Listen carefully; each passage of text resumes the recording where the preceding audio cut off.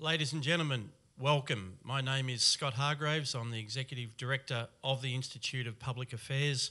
Thank you so much for coming this afternoon to this very special presentation by Robert Parker, the founder of Nuclear for Climate Australia. We're very proud to host Robert's presentation.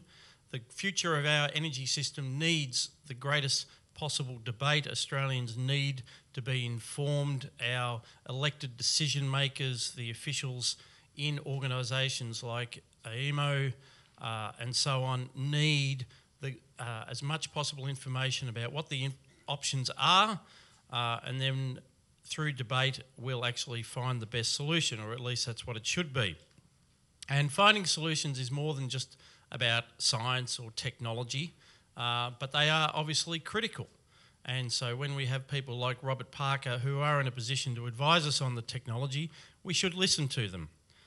At the IPA we have our own research program in energy security, and we have actually called upon engineers like Stephen Wilson and Mark Chapfield to help us with our research.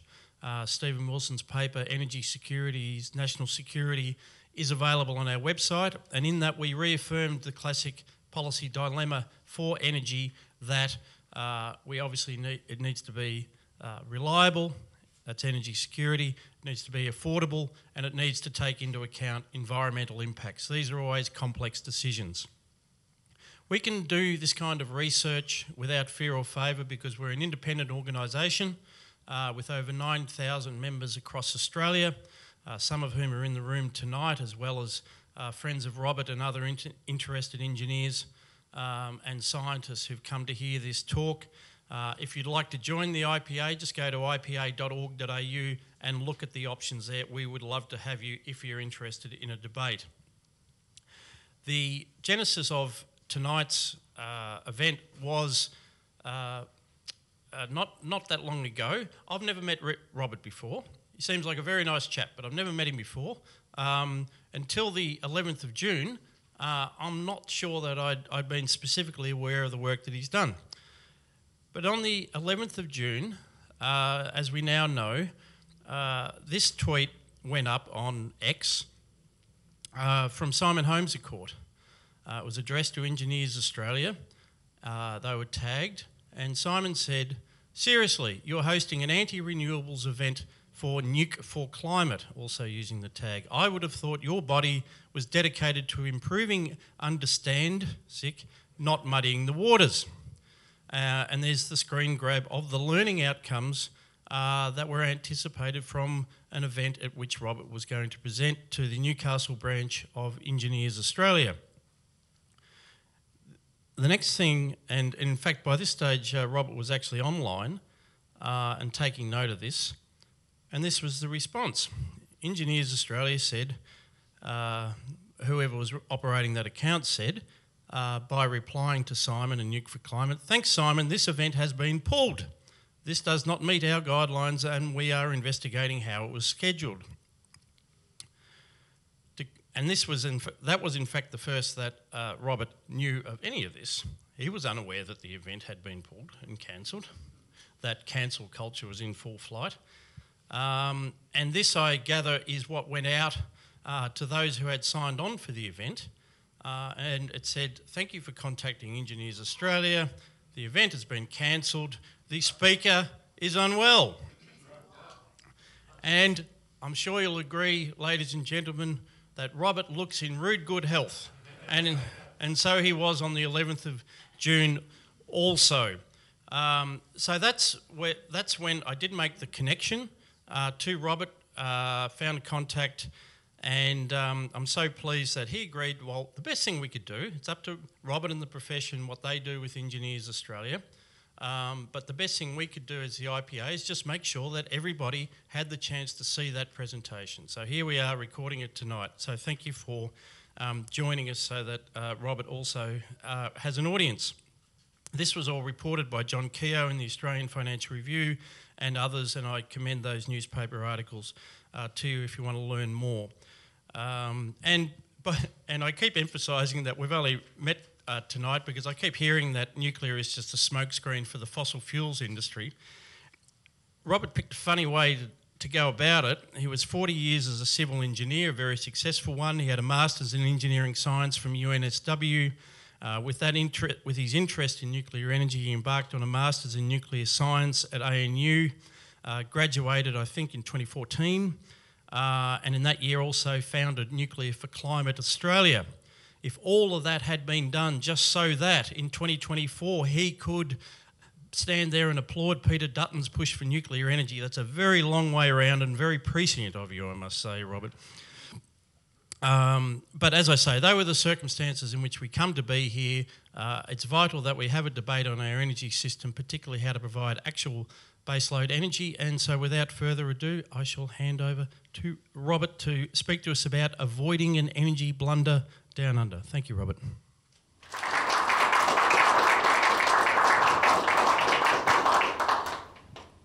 Thank you, Scott, for that most gracious welcome. And thank you for coming out tonight to listen to this. I won't recap on any of the events that Scott's outlined, just to let you know that matters are being resolved amicably now. I'm also pleased to see tonight that there's a demographic group here that we've got young and old, and that's great because what I'm going to be showing you tonight appeals to all generations. Now, this image, this cartoon, is a really good summary of the dilemma we've got in Australia with energy. On the left-hand side, we have a situation with what we call the 100% renewables gambit, and it's a mess.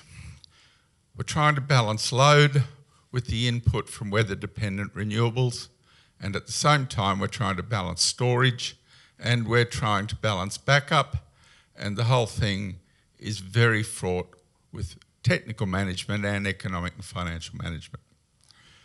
On the right-hand side, we have precedent on our side. The people of France, the people in the province of Ontario, the people in Sweden, the people in Finland, they get this. In the United States, they get this. Okay? They get grid stability. And what we see on that is that we've got a system with a lot of nuclear. The lever's set up here to about 75%. And we've got some wind and solar going in there as well. So we've worked out a bit of what we would call an optimum power mix. That's what we're going to talk about tonight. So quite quickly, I'm going to talk very quickly on one slide about what I would call the big issue. We'll then go into the sustainability of nuclear. We'll go into a bit of the science. We're going into a lot on the problems of 100% renewables. We'll look at the superior economics of having nuclear in the mix, and we'll look at some nuclear options for Australia and how we could roll them out before coming to some conclusions. One slide on the big issue, as I see it. And I'm aware there may be members of the IPA who don't buy the man-made climate change argument. So I do, and I guess we're just going to have to agree to disagree. I've got a very good friend in Dr. Robert Barr, who I collaborate a lot with, and he doesn't agree with me either, but that's good. It's a sensible debate between people who are grown up. On this image, we see a plot from the Goddard Institute of Space Science at NASA of the analysis they do of the warming of the globe starting in about 1880 through to about 1920 as the baseline. And then it's increased incrementally, and we'd postulate that that's due to man-made burning of fossil fuels. And that incremental increase has been projected through into the 2020s, 2040s in that yellow zone. But unfortunately, the last El Nino that the world went through decided not to play games, play with this, and it went above the projected lift. That's the sort of issue that Rob Parker is concerned about, and I'd hope quite a few people here are as well. So we're going to move now that if one accepts that, then one also accepts that we need to be looking at the reduction in emissions.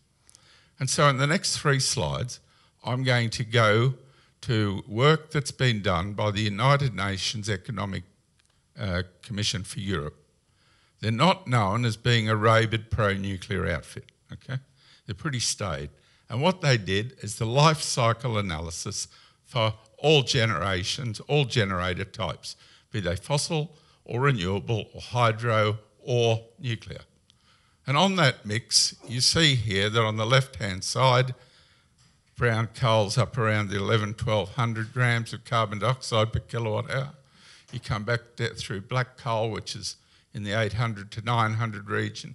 You come down to gas, which is in the 400 to 600 region, and you can pop some CCS in it, and you might get it down around the 100s, 120s. Hydro is then pretty darn low in this region. And then over here we have the renewables. And you might remember I prefaced my comment and said it's a life cycle analysis. Life cycle analysis takes only into account not only what we call tailpipe emissions, those emissions that come from burning fuel, but it also takes account of how much diesel and coal and everything went into the manufacture at the point of source and then the export into Australia or Germany or wherever of those items.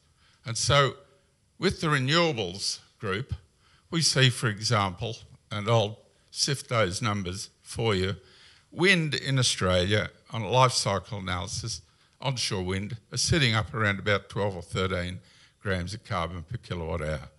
And our solar is sitting on about 32, okay, on a full life cycle basis. Well, hey presto, nuclear is sitting in there at the lowest of the lot at 5.4 to 6, okay? So it's an extremely low carbon emitter. In the series of life cycle analyses, because they didn't just stick with carbon emissions, they looked at things like acid acidification, ocean acidification, particulate emissions, eutrophication of streams, all of these other factors, land use, how much land use is taken up or mined. And so they looked at all these suite of factors. The one that for years seems to be a problem is the carcinogenic potential of nuclear. Okay, that seems to spin the wheels of a lot of people.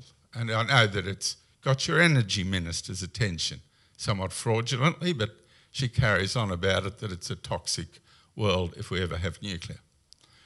Now, so the United Nations decided, okay, let's have a look at the carcinogenic potential of all our energy sources.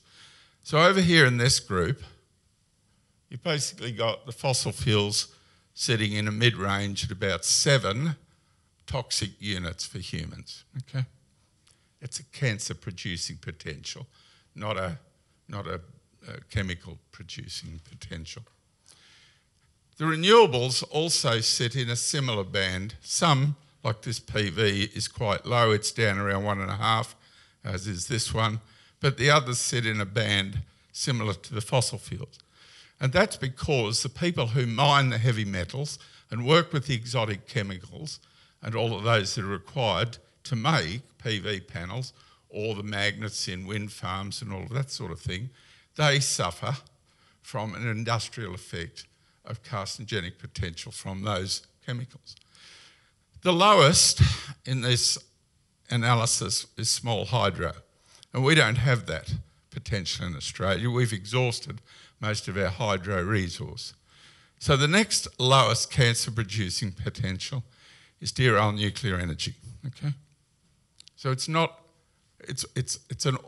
almost an order of magnitude below the rest. When they took the full suite of these items that they were looking at, ozone depletion, particulate matter, photochemical smog, human toxicity, effect on wildlife, and they put them all into a weighted impact.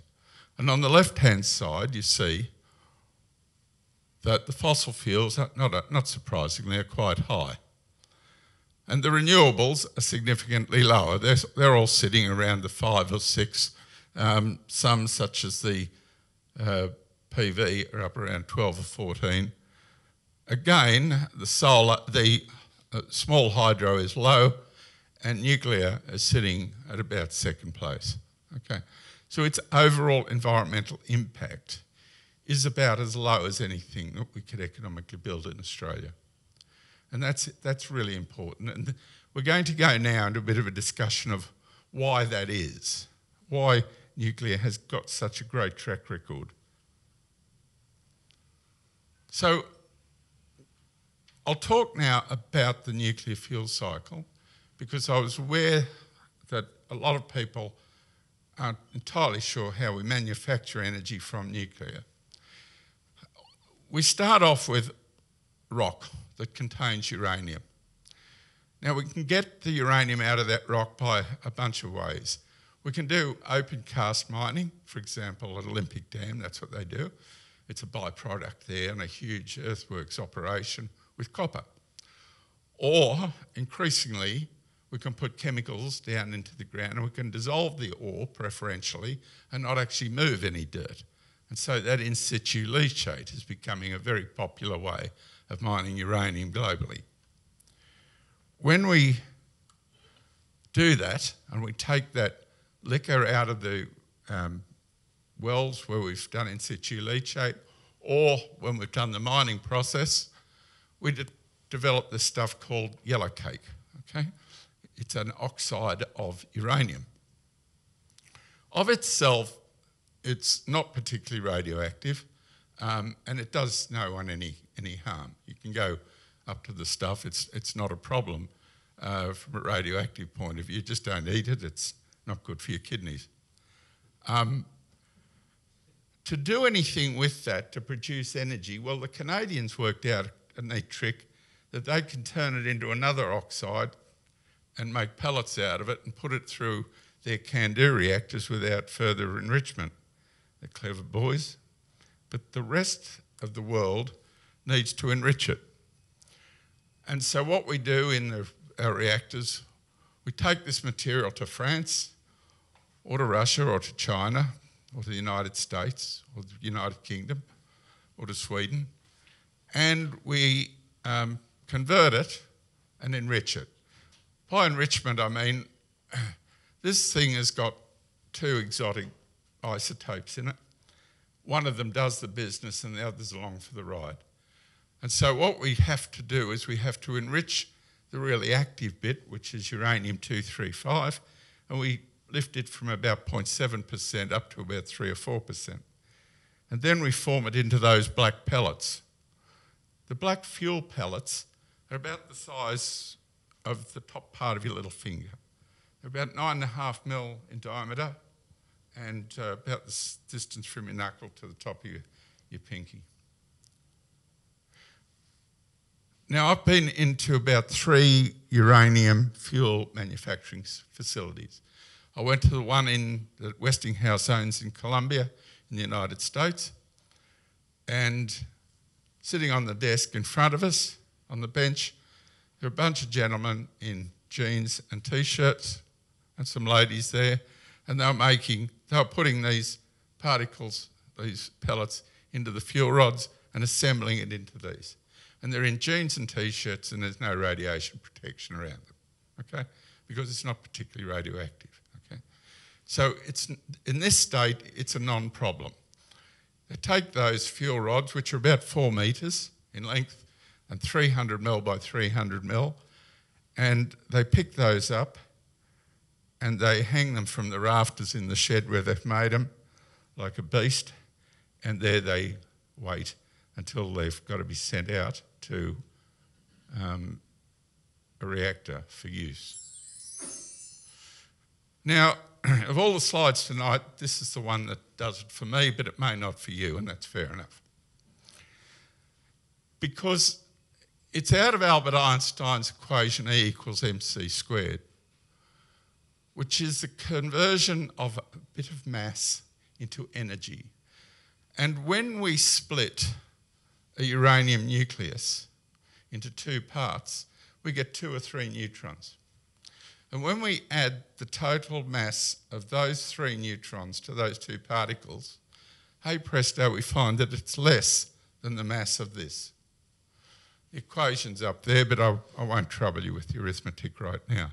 Let's just say it's a tiny mass difference. It's about 18% of the mass of a proton. And when you multiply that by the square of the speed of light, you get the energy that's put out of the splitting of one of these, which is 200 million electron volts. Again, that won't mean much unless I can put that in perspective. And the perspective is that if I burn 1 atom of coal or 1 atom of carbon from petrol or gas, I get about 8 electron volts, okay? So an atom of fossil fuel gives me 8, this sucker gives me 200 million. And that is sheer bloody magic, okay? Because your imagination then takes you to where you could deploy such intense energy to send a microsatellite to the outer parts of the universe if you want to, or to power our globe for millennia.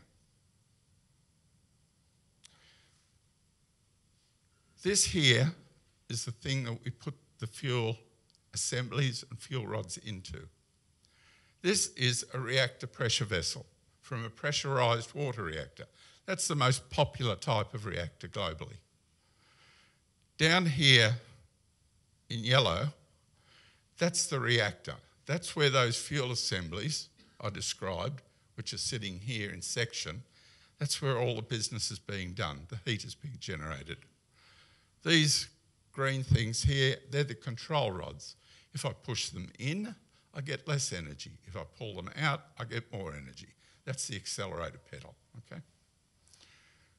Cold water comes in here, it drops down, it comes back up through the reactor, it exits out there, and it goes off to a steam turbine. Sitting in a typical large nuclear power plant, we've got about 90 tonnes of nuclear fuel, and it's sitting in 30,000 fuel rods in about 170 or so fuel assemblies.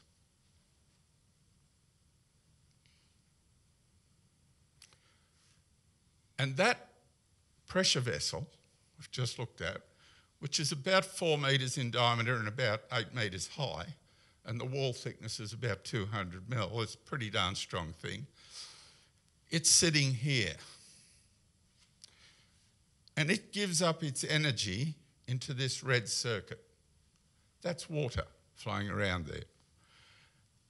And we have a second circuit where that energy goes into a steam generator. And steam comes out, turns a turbine, spins the generator, and the lights go on at home. Or the trains work on the Melbourne train network. The steam comes out, it's still low grade, it's now low grade steam, and we want it to go back in here. So we put that through a condenser, and we condense it back into water, and we complete that secondary cycle. Notice there is no radiation in this secondary cycle. This is radiated water, this isn't. That water then flows back, but the condenser's got to be cooled.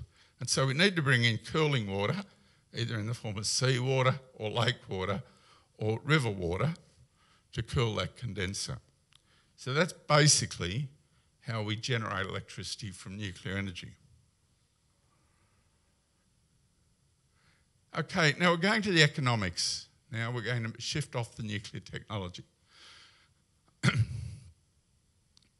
The single largest part of most electricity bills is not the generation. Okay, so a lot of people get wound up about the generation issue. It's not, it's the transmission and distribution and network charges. That generally is the predominant part of our bill. This is a New South Wales slide, but it's even more relevant from what I'm talking about to Victoria, because Victoria is probably the best example of the principles I'm going to address. So up in New South Wales, we've got the Hunter Valley and the mid-north coast coal plants feeding the Sydney conurbation of Sydney, Newcastle, Wollongong, which is your main load, going out to a place like Dubbo, where I grew up, and down to Canberra, where they talk a lot. And then we go, also we pull in some energy from Snowy. These power lines, we own them.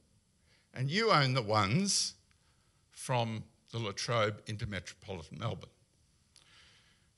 They are operating at very high levels of utility. A lot of electricity is going down to them, and they're operating at close to their design levels, as intended.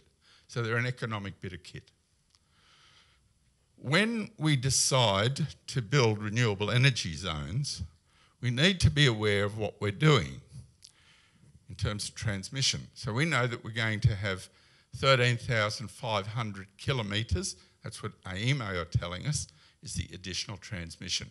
It seems to change monthly, but we'll run with 13,500. I've seen other bigger numbers, some smaller. So in New South Wales, we've got a renewable energy zone out at Dubbo, where I grew up, in the Irana region. We're going to have one up near Armidale. We're going to have one down near Wagga.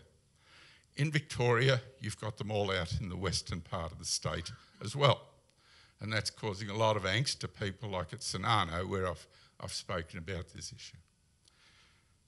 All of these renewable energy zones will have transmission lines built to generators that do not operate normally at 100% or 60 or even 70% capacity factor. They're down around the 25%, okay?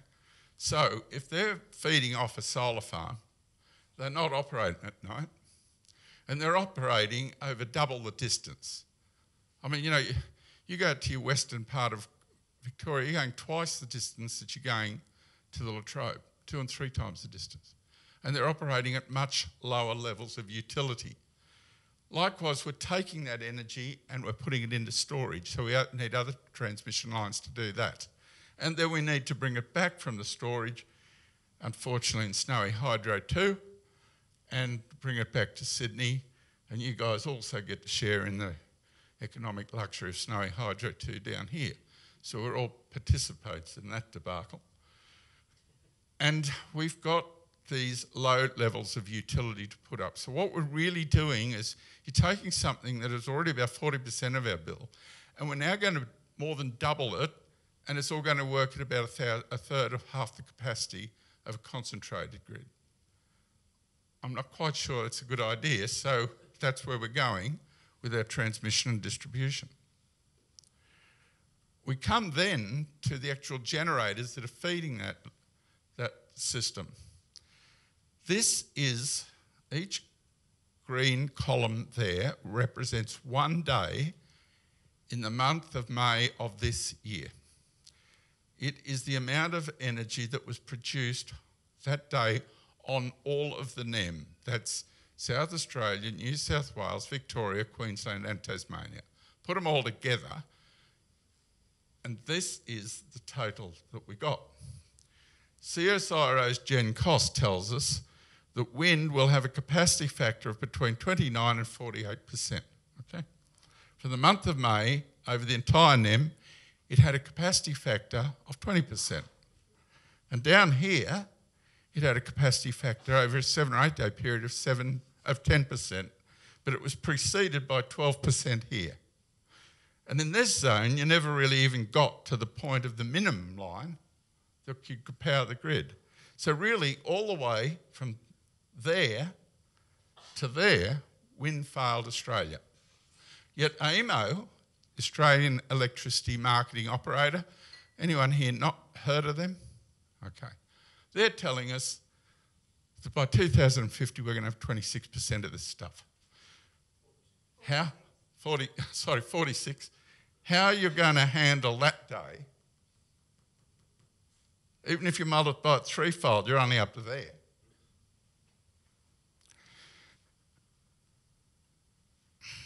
And then we come to the darling of the renewables rollout in Australia, South Australia. We're on Twitter, I'm told continuously that they've conquered the issue. They're at 100% renewables tomorrow, and you needn't worry. They've proven it, and therefore Australia can prove it. Well, here's 8 days in May, okay? We've got the 26th, and we're down here at the 1st of June. Wind failed over a 4-day period. As it failed, gas in orange turned up, and power from your brown coal plants turned up, because this is the evening. In the middle of the day, they managed to rescue the situation with some of their own solar. Okay. For about 3 or 4 days, wind came back with a vengeance. Okay. So, yep, sure, they were getting 100% of wind for about 3 or 4 days, and then it went on a holiday again. Notice that they're getting near to 100% of energy demand being met by solar, but where'd it go? It's still there. It's spilled energy, okay? So what you've actually got going on here is you've got a system where this can just about do it 100% for a short period, and you need gas, and you need support from Victoria, and sometimes wind can do it all. So you've got about 4 systems coming into play here with 4 means of transport to save the joint. This is the real problem of trying to do it, and you've got massive redundancy. You're building resources on resources on resources to meet the energy demand. We'll now turn to the optimum economic and emissions report for nuclear plus VRE. Now, this is a really important diagram because it flows into our own analysis in Australia. This was done for an OECD document. You might like to take a note of it. It's from the OECD, the cost of decarbonising systems with high shares of nuclear and renewables. It's publication 7299 from 2019. And a lovely guy called Eduardo Sepulveda, Canadian energy economics guy, put this together. This is a map of the response of nuclear with renewables with cost for Texas, ERCOT, the Electricity Reliability Council of Texas. Down this graph, this line, that is reducing your emissions from 400 down to 1 gram of carbon dioxide per kilowatt hour. So going that way, you're tightening up. Going this way, you're allowing free rein with nuclear, and here you've got zero nuclear, okay? So to work your mind through this graph, because it's the first time it's probably hit most of you, take a sample. A desirable level for low emissions would be about 50 grams. So if you come across this graph, you'll notice that the vertical axis is your cost. You'll notice that as you come across the graph from 100% to 80% to 60%, you virtually flat line. It doesn't make much difference. The cost remains pretty stable. As you climb, as you knock back your nuclear to 40% and then 20%, your costs are coming up significantly. And then the more you try to drive fossil fuels out of your system, because you've still got a bit in there backing this up, this thing goes ballistic. That's what's happening in Australia, that's what's happening in California, that's what's happening in Europe. When you try to go after that. Now at present, we're sitting down here. We're not really up there. We're still playing around in the low-hanging fruit, okay? We haven't really tested this, but that's where the mathematics tells you you're going to go. And this here is a representation of that. With your 100% VRE, there's your 400, there's your 1. You're starting off with 100 gigawatts of capacity to supply. When you get to 1, you're at 600 gigawatts. You've got a 6-fold increase.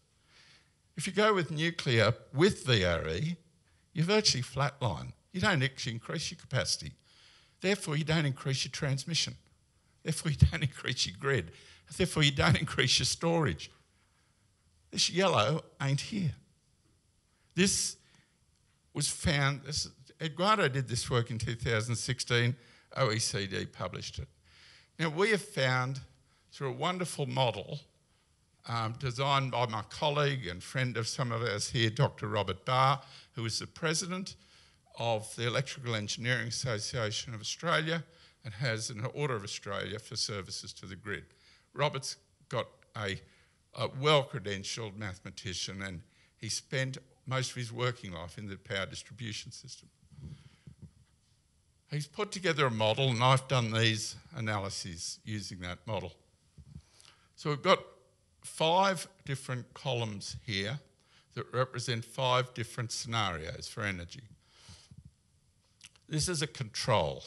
This is your NEM in 2022, with the brown coal that we've got here, the black coal in New South and Queensland, and the gas that we've got and the amount of renewables. But we've put it all in as new cost in our analysis. You can't play with current cost.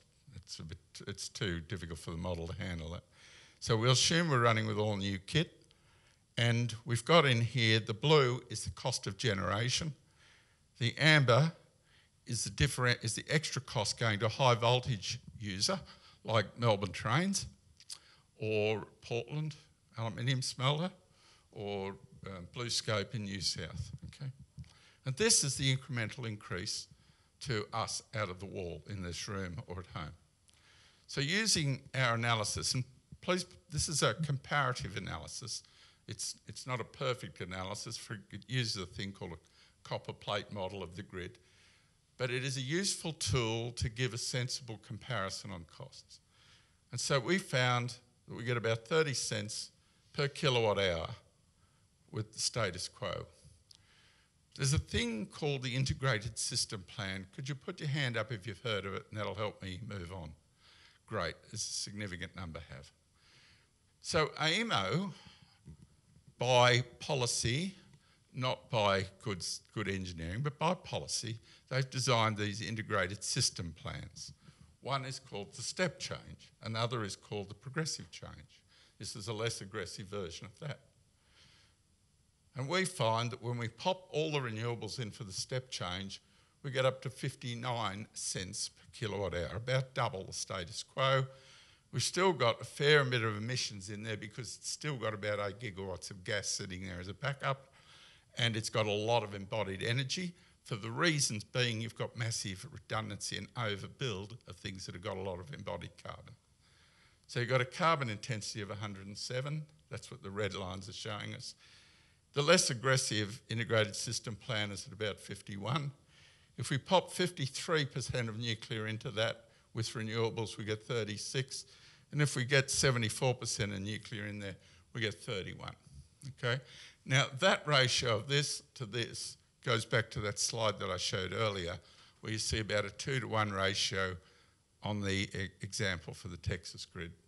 So this analysis underpins where I'm going further in our talk, and it shows that not only does nuclear have 1/4 the emissions of the ISP, but it's about half the cost. And that's reflected in this table here.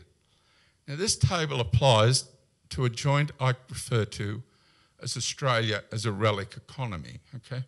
Because we're driving ourselves into being an economy based on real estate, litigation, insurance, and coffee, without making anything, okay? That's where we're going to. And these numbers tell you why we're going there. 23 cents, Victorians are lucky. With your brown coal plants, you're actually holding better than the rest of the nation. South Australia is the highest cost. And generally you'd pick a number at around about 30 cents a kilowatt hour for Australia compared to Ontario at 15, okay? And they're getting the new vehicle manufacturing out of Germany, who are moving there for ultra low carbon energy at low prices, okay, and with a stable workforce. So we can keep going down the relic economy if we want. We'll move now to the next bit of the complexity and the cost of the renewables dream. And we won't worry too much about the script here. Let's just focus for this on this image. This is 10 days in a June month. The black line, by the way, I love this board. This is so easy to give a presentation with. My compliments to you, this is a dream. This black wavy line is the demand on the national electricity market.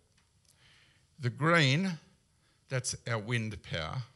The grey is gas. The dark blue is hydro. The pink is storage. The light yellow is rooftop solar and the dark yellow is grid. And orange, that's spilled energy. So on a day when wind is cooperating with the sun, we get all of this massive level of spillage. And then we come over to here where wind went for a holiday. And the solar, and it went for a holiday from about here actually. And the storage is all kicked in and it's eking energy out of the surplus solar. So it's just getting there. And you've just scraped through, okay? Now, what that's telling us is that we need to have so much redundant kit in play to cover the bad day. And this redundancy is what drives cost. It's a massive redundant thing that's all got to be wired up. So this is the really bad part of the big cost equation over wind and solar, which can be resolved if we go to what I call an optimum system. Here's a 74% nuclear system. We're operating in our modelling at about $10,000 a kilowatt installed. We've got 9% of energy coming off rooftop, 8% off grid solar, 6 out of wind, and 4 out of hydro. Wind is a problem to put in the model. The minute you do, you end up having to have a lot of storage or a lot of gas. It's a home for one or the other because of its random variability. So what we've got here in this big C here, this is your baseload nuclear, okay? This is your hydro. These are your two forms of solar. We've deliberately clipped the solar at that point to drive it into storage, into surplus, because we want these things to run at the highest, at a good efficient capacity factor. And so we end up with some spillage, and by our calculation, with the renewable scenario, your spillage is of 38.4%, and with the nuclear situation, you're down around 5%. We then drive that modelling into what I'm really tickled with. This floats my boat, because it took me a few weeks to put together. So I'm bragging. This is, if you like, an evolution of a progressive nuclear system evolution for the NEM.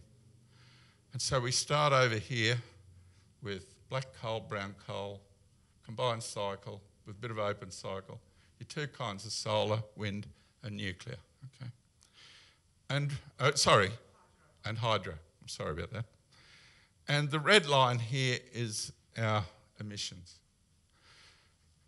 First nuclear comes in with about 600 megawatts in 2035. So it'll be a couple of a reactor you're going to see in a minute, a couple of small reactors. And then we steadily roll it out through to 2060, okay, with 36.8 gigawatts. Now I'll mention here that this is much more aggressive. It's what I would call an engineer's perfection idea. This is not what I expect Ted O'Brien or Peter Dutton to roll out. They will roll out what I'd call probably a pragmatic, electorally achievable result, okay? And I don't want to be criticising. The world of politics is a hard place for people, and you have to do what you can do. But this is the kind of thing that if Rob Parker was ruling the world, we'd have. And so we have an escalating load. Now, the load on the NEM going over here has been horizontal for about a decade, okay? It doesn't increase. I've come up with a load that escalates with the government's predicted population growth. So just continually linearly proportion that up and also add 60 gigawatts for the electrification of our transport system. And then give it a sag so that it doesn't all happen bang like that. The inducement of low-cost electricity should drive economic growth, which gives it the shape of the curve that I've got there. But it's very hard to predict demand, and no one should be criticised for getting it wrong. It's a hard predictor. So this is a proposal. So we've got here the kind of rollout. We would need to extend coal in both states, but coal gas, you either export it, but it's a problem to get more gas into the system than we've actually got on this diagram.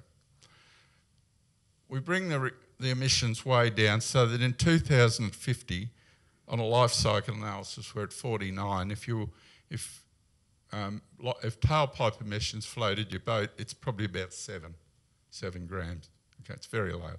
And down here, we're at almost 1 or 2 grams tailpipe and 27 grams life cycle.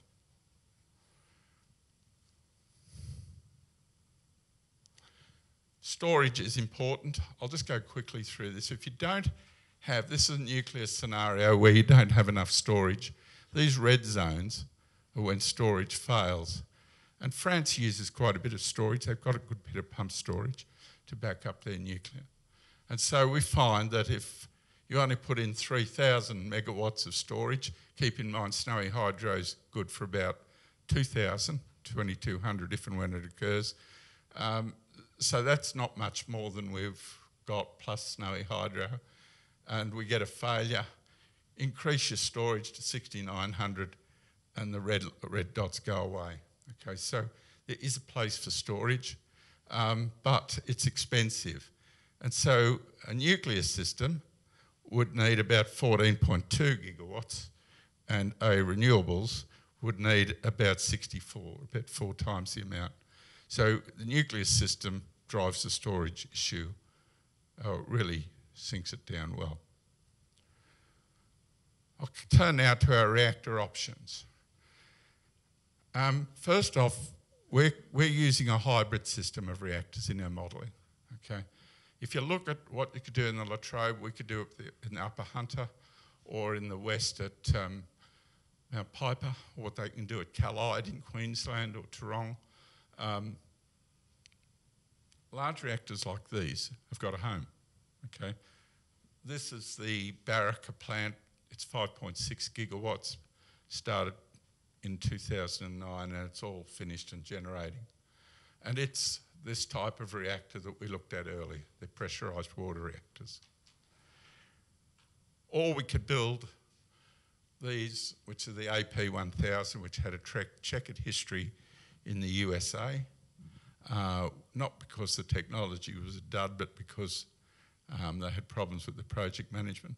The Chinese, I think, have got about, I think they've finished about 6 of those, and they've probably got about another 6 or 8 going. They're building them. And Bechtel and the Poles are building 3 in Poland. They're a brilliant reactor. I've been over there, I've had a look at the things. I could go into the passive cooling nature of them, but I think we're a bit tight for time. The other type we could look at is with our Commonwealth cousins in Canada and adopt their CANDO technology, which uses unenriched uranium, and they could certainly be building those for us tomorrow if we chose to engage with them. Moving on to the question re small modular reactors. It's a sales term. It covers an ambit of technologies. It covers everything from micro fast spectrum reactors through to boiling water and pressurised water reactors. For example, there's a thing called the eVinci, which is a micro reactor. It's an air-cooled device, but then only puts out 5 megawatts. 5 megawatts is about a 5,000 kilowatt diesel set, which I've had on construction sites and just use a conventional radiator. That's no big deal to get that air cooled.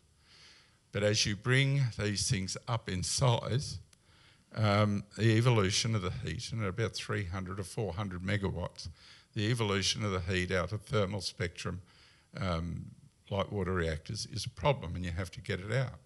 And in our hot climate, when we in New South Wales and Victoria are getting 42-degree days in summer when we need all the air conditioners on, siting is an issue, and we need to look very carefully at where we place even these devices. Notwithstanding that, very small land area, 2.7 hectares, and they're about the size of a Bunnings warehouse or a hammer barn. That's better, hammer barn. They've got a passive cooling system, which is in vogue. A tank of water sits over the reactor. If you get an excursion like it happened at Fukushima, valves automatically open and allow the water to flow down through the reactor and come up through condensers where the heat's evolved into the water, and you get a passive circuit like that that opens up. It's driven by the heat evolution of the reactor, and it's done without human intervention. Okay, so that is their safety case, and they were hoping, and they probably will get it, a licence that no radiation could leave that in the worst event outside the boundary, which is great because it reduces what we call the emergency planning zone. Cross-section through it, it's about 60 metres high and about 35 metres in diameter, 30 metres in diameter. 2/3 of it is below ground level. The reactor is down here below ground. This here is the fuel handling portion above the reactor. Here is the water reservoir. This is the global crane that loads and unloads the fuel. And this is the admin area, and that's where the electricity is generated. It's very much a on-site built. So small modular reactors are not plug-and-play devices, okay? That's the first thing. They do not just turn up on a truck and plug and play. They are substantially built with on-site civil and mechanical engineering. I did this to put that perspective of nuclear into play in terms of our economy. People say, well, could we build it? This image here shows the turnover per year of our residential building sector. That's in billions per year. And this here is our construction, our infrastructure. This here is our non-residential building, and this is our heavy industry and mining turnover. And if we were to build that kind of fleet I'm talking about, at $10 billion per gigawatt, 36.8 over 29 years, the numbers all flow such that graphically, that's where your turnover would sit in relation to the rest of our building industry. So it's doable, but it would be a big national venture and a big national project.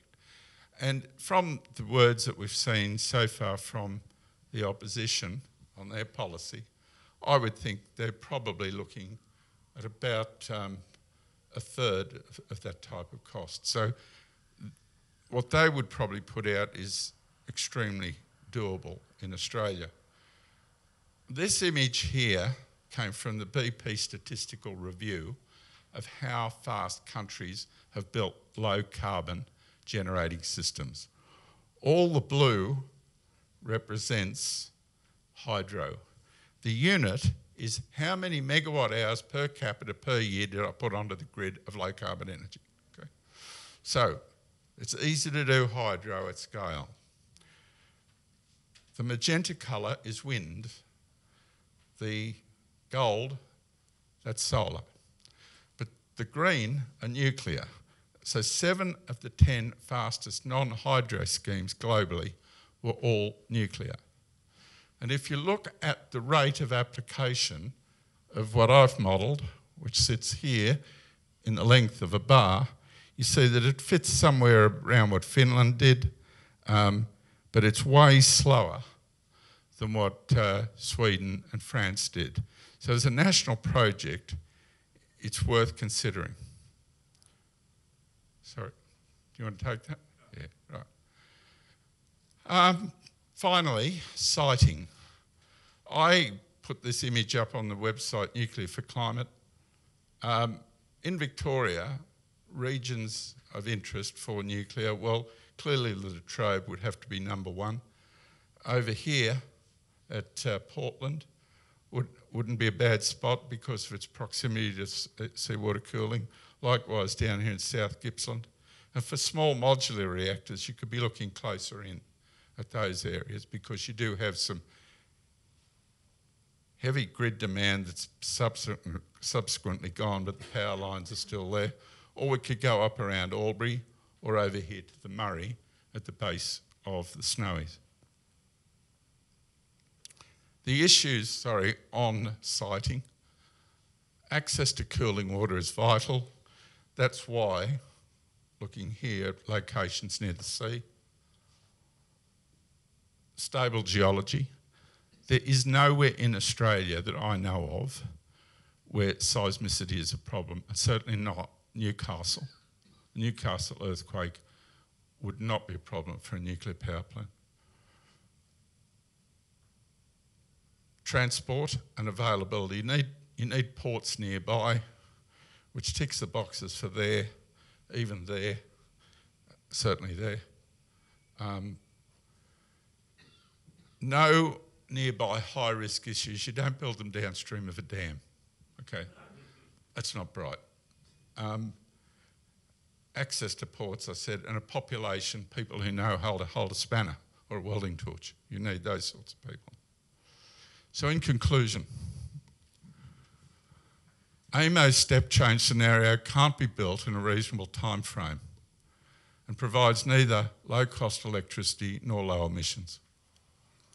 Nuclear energy is essential to our lowest cost proven ultra-low carbon energy sources.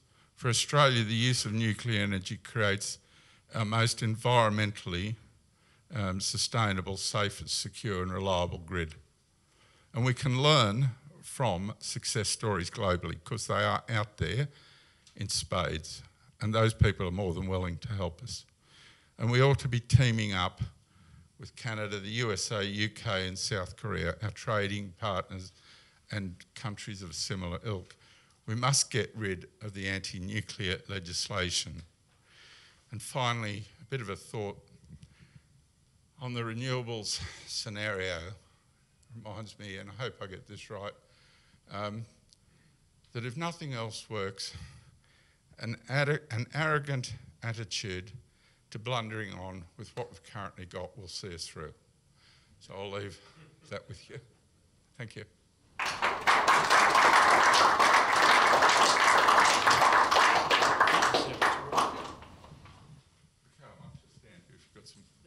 Very good.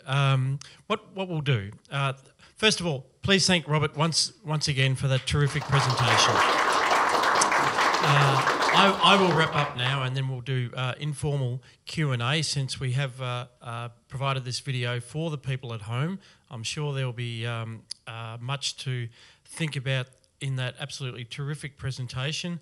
I'm sure the Newcastle branch of the Engineers Australia wouldn't have been such delicate flowers that they would have wilted at anything you'd said, but yes, shocking stuff. And I know you're here to see Richard, not me, but I will just mention that it certainly resonates with some of the IPA work that we have quite separately done. I've never met Robert before, I say again. In terms of that modelling that you referred to, I think it was one of your colleagues, where you see the different scenarios of renewable heavies as opposed to a nuclear scenario. Our most recent paper, The Ruinous Cost of Free Energy, was all about modelling the energy market, the NEM, and this idea that you would basically double the cost with a system moving towards renewables. That's talking about base load. So, you know, we were agnostic whether it was nuclear or coal. You were modelling nuclear, but the main thing is that it is true baseload energy running at a high capacity factor. So certainly consistent with the work done by Stephen Wilson, who's an adjunct professor at the University of Queensland and is helping us with our energy research. You mentioned also the relative land area, which is also part of our research. Obviously, renewable energy has a much larger footprint, and we've been criticised for that. But again, we remind people that energy policy does include environmental considerations. It must include all environmental considerations, not just carbon emissions. It must include the impact on land and the impact on indeed the social settings of streams, waterways, salinity problems under solar panels is an issue raised with me by farmers from Maxwell, just outside of your old hometown of Dubbo. But I won't digress. And the other was, again, the modelling that I've just been talking about is in the context of just the market operation, assumed transmission and distribution. But if there's one thing, actually I've never seen it quite so succinctly expressed, that all the talk is about generation. What really matters is that transmission story that you have said, and you've put it much more succinctly than me, but when people talk about $300 billion being an astronomical cost for a nuclear future, I just simply remind them that the mere cost of the transmission lines, which I think are running at more than $10 million for 1 kilometre of a high voltage transmission line, and they're doubling, yes. In fact, truly the last number I heard was 17. So, I worked on Basslink, which I think is actually still the last high voltage transmission line built in Victoria. But so that is a very, very important point to take away, that a scenario that uses existing transmission infrastructure is going to be vastly superior to one which calls for that kind of investment and indeed that kind of disruption to society and the environment. Ladies and gentlemen, we'll wrap it up there. Again, you've been watching a presentation hosted by the Institute of Public Affairs, Robert Parker of Nuclear for Climate Australia. We wish him well in his endeavours. All we want is a reliable and affordable energy system so that we can actually supply Australians with energy, maintain and indeed build a manufacturing base as they are doing in Ontario. Please thank Robert and we'll wrap it up there.